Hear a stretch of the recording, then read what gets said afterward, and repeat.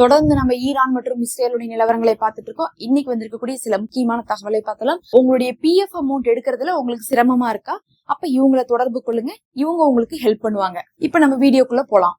அதிலும் லெபனான்ல இருந்து இன்னைக்கு நயீம் காசிம் அவர்கள் என்ன பண்ணிருக்காங்க, ஒரு உரை நிகழ்த்தியிருக்காங்க. அதுல அவங்களுடைய மீடியா சேனல்லயே அவர் வெளியே என்ன பண்ணிருக்காரு, பேசியிருக்காரு. அதுல சொல்லும் போது தெளிவா சொல்றாரு, நம்ம போர் நிறுத்தம் சமாதான பேச்சுவார்த்தை இந்த தடவை போறதே கிடையாது. நம்ம மேல இருக்கக்கூடிய தடைகளை அவங்க நீக்கணும். இந்த ஒரு வருடத்துல நம்ம எத்தனையோ பேரை இழந்துட்டோம். நம்மளை தொடர்ச்சியாக இஸ்ரேல் தாக்கி கொண்டுதான் இருக்காங்க. அதனால லெபனான் இந்த தடவை இஸ்ரேலோடு பேச்சுவார்த்தைக்கு போகாது, தொடர்ச்சியா நாங்க தாக்குதல் தான் பண்ண போறோம்னு சொல்லிட்டு நயீம் காசிம் அவர்கள் தெளிவா சொல்லியிருக்காரு. இன்னும் பாத்தீங்கன்னா லெபனானுடைய கவர்மெண்டாலேயே அங்க இருக்கக்கூடிய ஹிஸ்புல்லாவை கண்ட்ரோல் பண்ண முடியாம இருக்கு. இதுவரையும் இந்த போர் ஆரம்பிச்சு உடனே எல்லாம் பாத்தீங்கன்னா ஹிஸ்புல்லா வரல, கொஞ்சம் பொறுமையா தான் வந்தாங்க. இந்த போர் ஆரம்பிச்சு ஒரு 25 நாள் ஆகுதுன்னு வச்சுக்கோங்க. அதுல பார்த்தா இப்ப ஒரு ரீசெண்டா ஒரு 10-12 நாளா தான் என்ன பண்ணிட்டு இருக்காங்க, ஹிஸ்புல்லா தாக்கிட்டு இருக்காங்க. அதுல மட்டுமே இதுவரையும் 3500 தாக்குதல்களை இஸ்ரேல் மேல பண்ணிருக்காங்க. இது ஒரு பெரிய எண்ணிக்கைன்னு சொல்லப்படுது. ஆய்வாளர்கள்லாம் பார்த்தா ஆச்சரியப்படுறாங்க, எப்படி 3500 தாக்குதல் லெபனான் தாக்கியிருக்காங்க. போர் நின்று 1.25 வருஷம் ஆச்சு. 1.25 வருஷமா இஸ்ரேல் என்ன பண்றாங்க, லெபனான சல்லியா ஜல்லடை போட்டு சலிச்சு வச்சிருக்காங்க. எல்லா இடத்தையுமே தாக்கிட்டோம், எல்லா தலைவர்களுமே தாக்கிட்டோம், எல்லா ஆயுத பங்கர்களையுமே தாக்கிட்டோம். இனிமேல் அவங்கள்ட்ட ஆயுதமே இல்லைன்னு அனௌன்ஸ் பண்ணாங்க இஸ்ரேலு. இப்ப 3500 அடியை வாங்கி வச்சிருக்காங்களேன்னு சொல்லிட்டு எல்லாருமே ஆச்சரியப்பட்டிருக்காங்க. இஸ்ரேலுக்கே பாத்தீங்கன்னா என்னடா இது, நமக்கு இந்த சமயத்துல இந்த சோதனை வேறையா?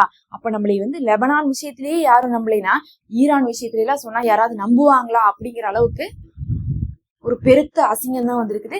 ஏற்கனவே ஏமன் விஷயத்துல அவங்க தோத்து போனாங்க, ஹவுதீஸ் விஷயத்துல அமெரிக்காவே தோத்தாங்கன்னு தெரியும்.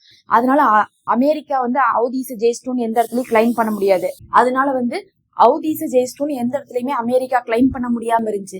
காசாவில பார்த்தா கடைசி வரையும் பார்த்தா சமாதானத்துக்கு போய் தான் நிறுத்திருக்காங்க. அப்படிங்கறதுனால காசால ஜெயிச்சோம் அப்படிங்கக்கூடிய ஒரு விஷயத்தையும் இஸ்ரேலால சொல்ல முடியாம போயிருச்சு. ஏன்னா பிணை கைதிகளே ஒப்பந்தத்தின் ரீதியா தான் வாங்கினாங்க. ஒப்பந்தத்தின் ரீதியா வாங்கினாங்கன்னாவே தோத்துட்டாங்கன்னு தான் அர்த்தம். அப்ப காசாலையும் ஜெயிச்சோன்னு சொல்ல முடியாது.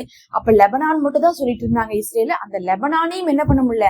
இப்ப மறுபடியும் அவங்க போருக்கு வந்திருக்காங்கன்னா அவங்கள்ட்ட ஆயுதம் இல்லாமையா வந்திருக்காங்க. அதுவும் 3500 ஆயுதங்களை தாக்கியிருக்காங்கன்னா இன்னைக்கு வரையும் அவங்களால சண்டை போட முடியுதுன்னா அவங்க இத்தனை நாளா பொறுத்து போயிருக்காங்க.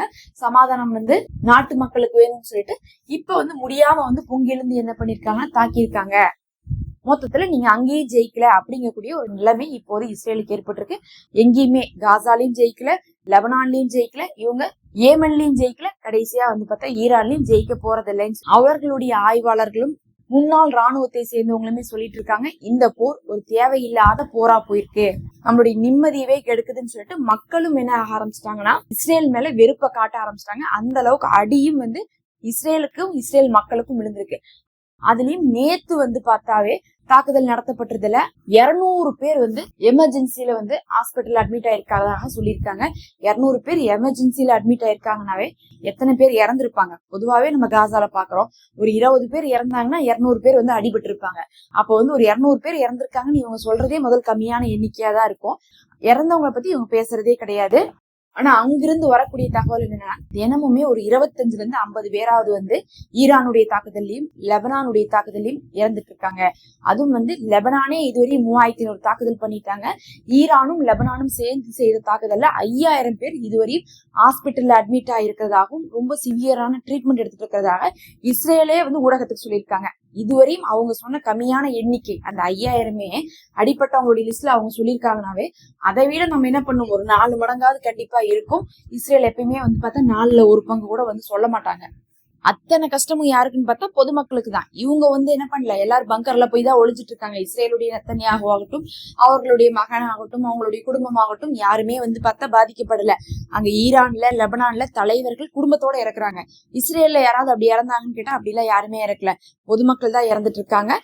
இன்னும் சொல்ல போனா லெபனான்ல தரை வழி வேற நடந்துட்டு இருக்கு. தரை வழியில நடந்துட்டு இருக்கும் போதே அவங்க வான் தாக்குதல் இந்த அளவுக்கு பண்ணிருக்காங்கன்னா அவங்க எந்த அளவுக்கு ஒருங்கிணைந்து தரைப்படையும் வான்படையும் செயல்படுறாங்க அப்படிங்கறதை ஆய்வாளர்களே இன்னைக்கு சுட்டி காட்டியிருக்காங்க.